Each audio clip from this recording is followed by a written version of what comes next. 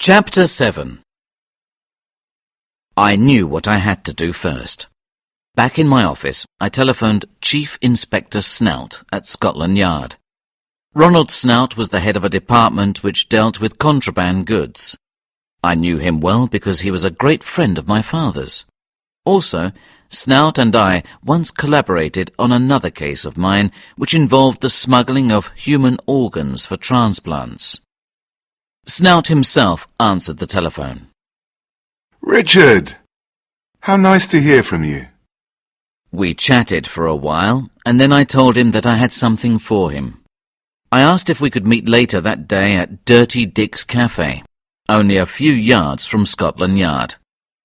Dirty Dick's is open 24 hours a day and is well known for its enormous English breakfasts.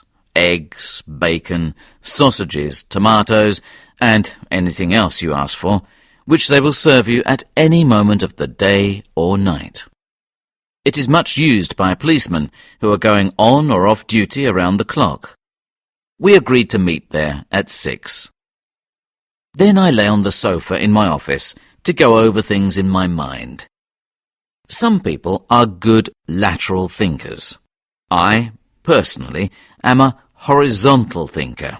At least, when I'm not drinking my special coffee mixture, I think better when I'm lying down. I wanted to put things together because I wanted to tell Snout as much as possible. I started to revise everything I knew. From the newspaper reports about the inheritance case a year before, to my conversations with Selina and my visits to her house. The boys' inheritance, a furniture company in Bangkok, and a lot of the precious stones which are smuggled into Europe come from Asia and Africa. The boys were talking to foreign men in a pub, possibly Asians, Selina said. The boys probably still had keys to the house. The fact that they didn't have keys to the front gate worried me a little. Were the security men members of the gang? I arrived at Dirty Dick's a little early. I sat down at a table and ordered a pot of tea. 10 minutes later, Ronald Snout arrived. He looked just the same as he always did, in his late 50s, but tall and slim, with an athletic build, a luxuriant but well-trimmed moustache, and very well dressed. He looked more like a company director than a policeman. We greeted each other, and he ordered tea and 2 scones.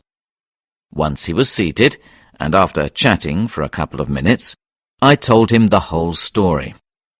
I started from the moment that Selina came into my office. He listened without comment. A good policeman must be a good listener. Ronald was very interested, of course, in what I had to say. He knew all about the Willing family, but he had no idea what the boys were doing.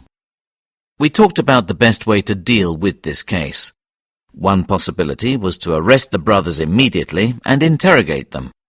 But we agreed that this wasn't the best way to do it. They might not say who their accomplices were, and, anyway, these might leave the country the moment they found out that the boys were in the hands of the police. Finally, we decided to try to catch them, the boys and their accomplices, in flagrante delicto. That is, when they were in the basement, cutting open the cushions.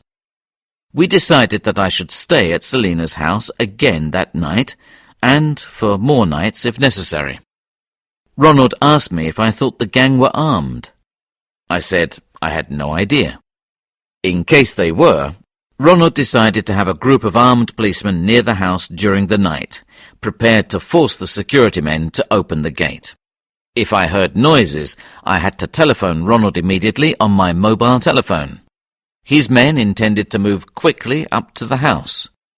By that time, I had to be downstairs with the front door open and my hand on the lever in the fireplace.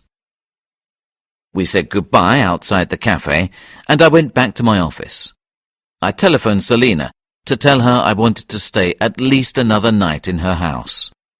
Then I told her that something might happen that night, and that I wanted to stay in her bedroom until I went to call her. She agreed. As a precaution, I asked her to instruct the gardener not to let the tigers out that night, but to give them each their half a cow and leave them in their cages. She agreed to that as well. She wanted to know what was going on, of course, but I told her I would tell her later.